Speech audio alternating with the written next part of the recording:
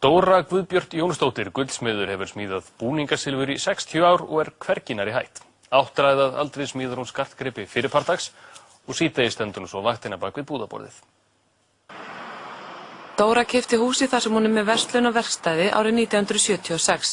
Auk þess að smíða og afgreiða hún með nema, heldur námskeið og sinnir félagsstörfum í félagi íslenskra gullsmiða, þar sem hún var formaður fyrst kvenna.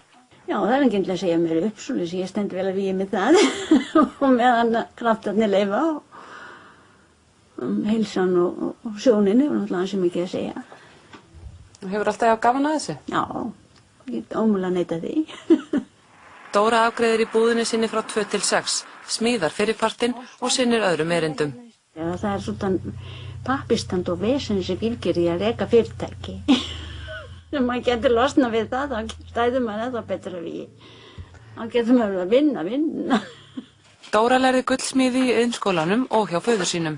Í dag var opnuð yfirlitssýning á verkum hennar í Árbæjarsafni.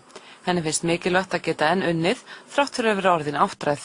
Hvað finnst vinkonu þínum það að þú standir bak við búðaborðið upp á hvern einasta dag og sérst ennþá að smíða á fullu? Það misjafnt, finnst lengi vel fannst þeim þetta ábyggilega skrítið sumum, en ég held að fólk sé hætt að finnast það skrítið. Á árum áður var meira líf í búðinni hjá henni, 2 dömur að afgreiða og hún sjálf og 3 aðrir á verkstæðinu.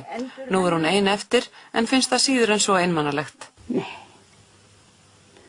Kísu og tölvun alltaf á kvöldin og sleppa sjónvarpinu ef það leiðinlegt og stópa upp í staðinn.